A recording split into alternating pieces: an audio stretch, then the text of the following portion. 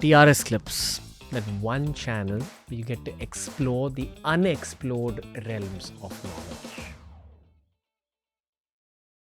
You said there's techniques to improve your sense of intuition. Yes. Have you watched this film called Limitless? It's got No. Bradley Cooper, where he basically takes a pill for his brain. Okay. And then he apparently starts using the entire capacity of his brain. Okay. Now, the first question to you is that as a licensed medical professional, is it true that we only use a tiny fraction of our brains while we go about life? Absolutely not. We use like the entire brain? Yeah. All the time. Okay. Just to give you an example. Yeah, sure. Like the back 20% of your brain is something called the occipital cortex, which just does one thing. Manages visual information. That's all it does. So like we have just huge chunks of our brain that are just like devoted to our eyes, right? So we use all of our brain. There's chunks of our brain that give us language. And I think what a lot of people forget is that the majority of our brain has nothing to do with mental activity. So we have this thing called reticular activating formation in the back of our head that governs our sleeping and our wakefulness. We have things that generate emotions. We have part of our brain, the somatosensory cortex. So when I touch this, my somatosensory cortex is activating. But where does this narrative of brain expansion or, I don't know.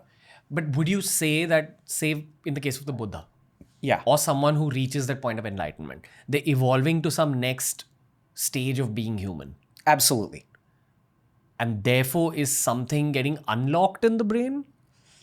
So this is what's fun.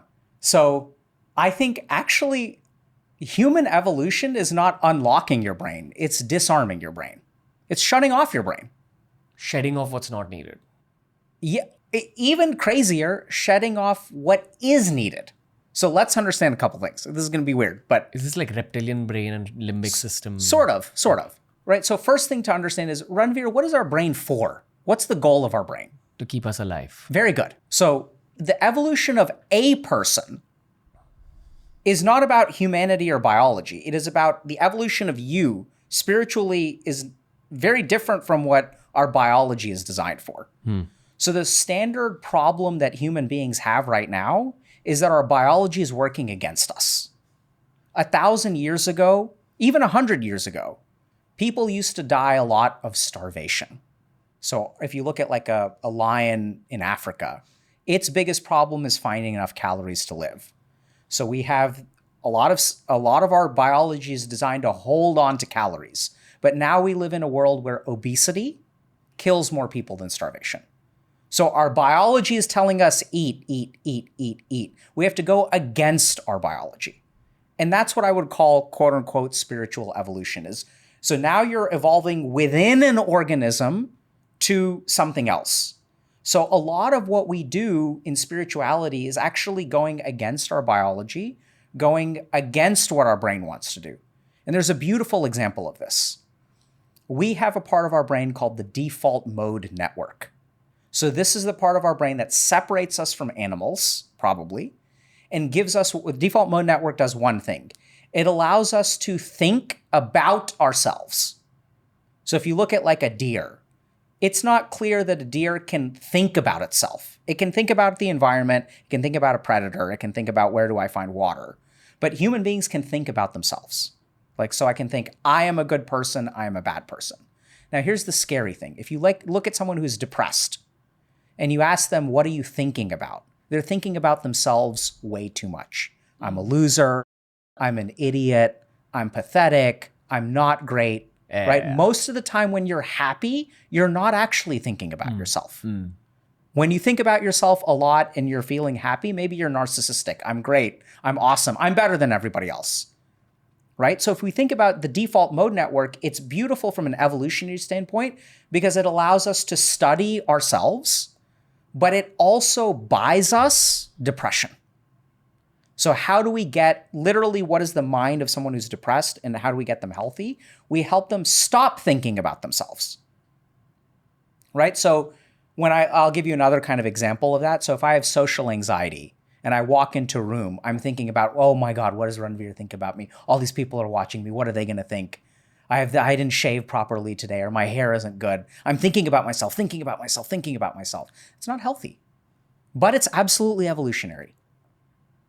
And so when we look at some of these practices like yoga and meditation, and we do dissolving the ahamkar, dissolving the ego, stop thinking about yourself as a human being. You're an instrument. Now, here's the really cool thing. These people have been saying this for thousands of years. Now we can do brain scans. When you meditate, what happens? The default mode network shuts off. Wow. So I don't know if you've heard this, but there's a new treatment for depression called ketamine. Yeah. We've had someone who's done ketamine administration. Okay, yeah. So ketamine is the fastest acting antidepressant that we have.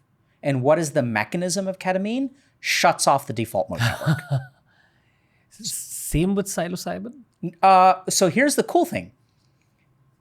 When you use a psychedelic, depending on what your experience is, we can predict whether you will have a mental health improvement. Ooh. Okay, and it comes down to one thing.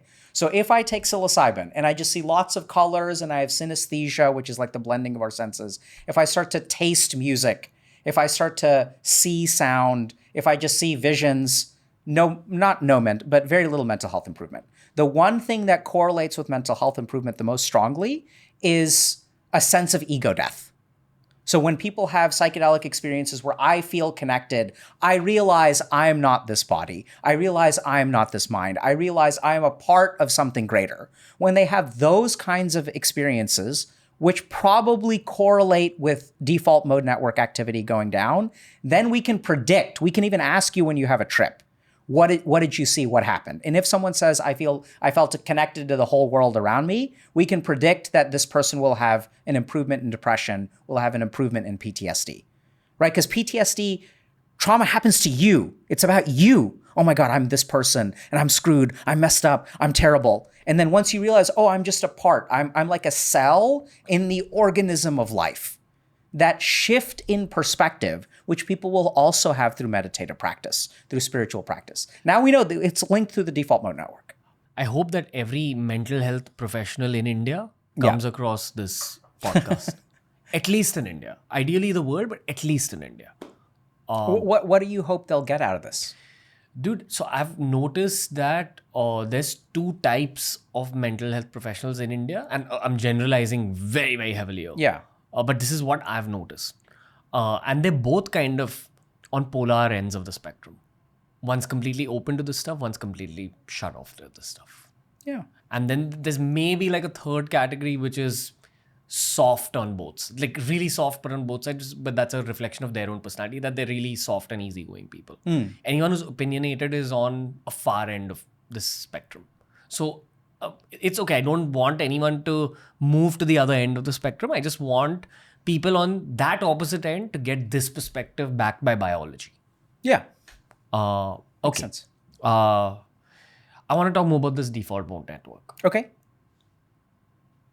It seems like it can't be the only villain of the human story. Oh, it's not. It seems like it's important. Yes. So here's the thing to understand. That which helps us survive is very different from that which makes us happy. Right? Sure. So a lot of spiritual practice and a lot of even mental, like the goal of life, right? If you want to be happy, you have to do a lot of things that are counter to your biology. You have to do a lot of things that are not intuitive.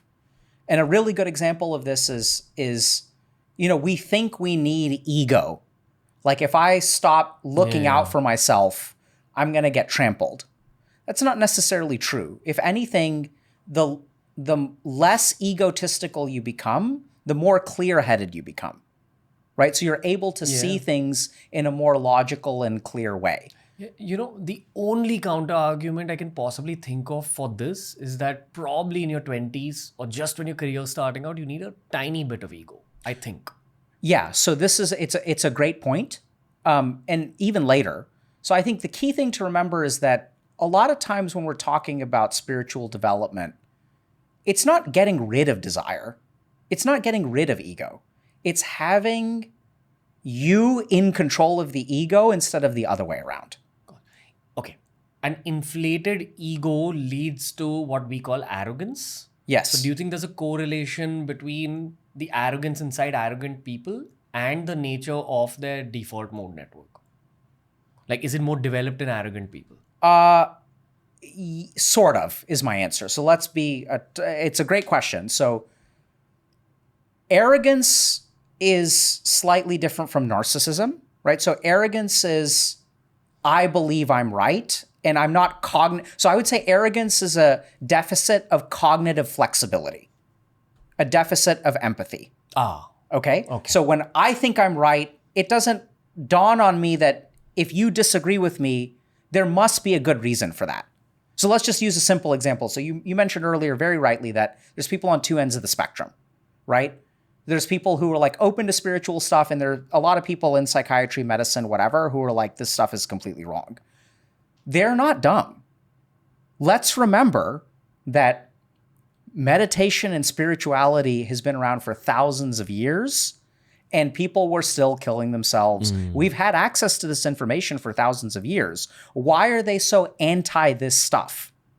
Precisely because we don't know which of this stuff works well, how reliably it works. If you go to a tantric guru tomorrow, 6 months from now, what will be different about your life?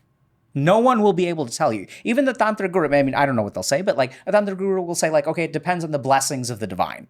Well, like, if I'm depressed today, am I going to count on because when do the blessings of the divine happen? Oh, it's up to the divine. Right? So in spirituality, like they're not wrong, but there's a reason why people are anti-spirituality.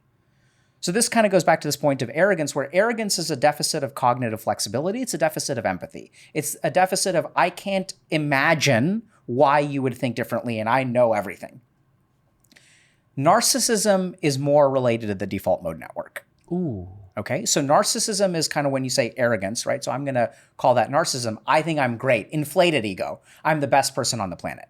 And what we know from studies on narcissism, this is science now, is that narcissism is a reaction to insecurity. Like, okay, it comes out of a negative self-image. Yeah, so that's the tricky thing.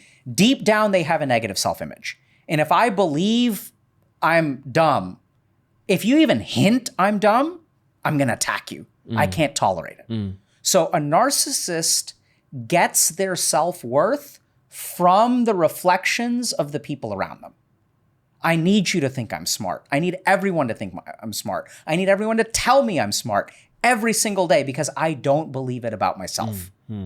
It's the exact opposite of confidence, right? So confidence is value that comes from within. So I think when we have a default mode network that is more active, we're more likely to see narcissism. And narcissism also has an empathy deficit, right? So narcissistic people aren't empathic. And so that's how we kind of get narcissism and arrogance. But I think if you really want to be precise, you have to separate those two things. And I think there's two different mechanisms. But your broader point stands. Gotcha. Okay. An average meditator like me who's been meditating for 10 years now. Okay. Where do you think my default mode network is at? Because I'm not enlightened and neither am I a dick. How much do you think about yourself? With age, it's consciously and constantly lesser. There we go, right? So that's what's happening. So let's talk about consciously lesser. What does that mean? That means that you're recruiting a different part of your brain. Your default mode network activates. And then another part of your brain is like, we're not going to do that. So it shuts it down. Yeah. Consciously catching your own thoughts. Right. But so I think this is interesting, right? Because you're like a content creator, you're an influencer. So the more that we use social media, the more our default mode network turns on. On. Right? So like if I post a picture on Instagram, I will see myself and I will start to think about myself. It's where this negative brand image of influencers comes from.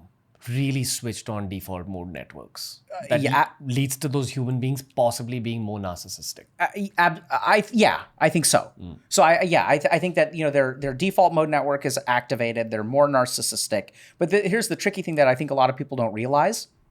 It's a consequence of the job, right? So if I'm a soldier and I go into battle, it's bad that I get, let's say, shot by a bullet. But that's like a part of the job. What people don't realize is that technology and influencers, there's no way, right? Because you're constantly being judged for the way that you look, what you put out there. So if everyone else is judging you, you have to judge yourself ahead of time to make sure that what you put out is okay, is brand friendly, etc. I think the trick is to know that you are employed by that illusion that you've created.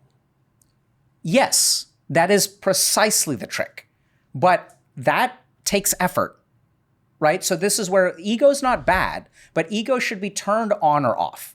So if I come to you, Ranveer, and I say, oh, you're such a spiritual guy, sponsor my thing for free. It's good, right? People will try to take advantage of you. People will try to take advantage of everyone out there. So your ego is necessary to protect you, but your ego should be like a guard dog, where when you tell it to be quiet, be quiet. And a narcissist is someone whose guard dog is very poorly trained, is attacking whoever comes by, right?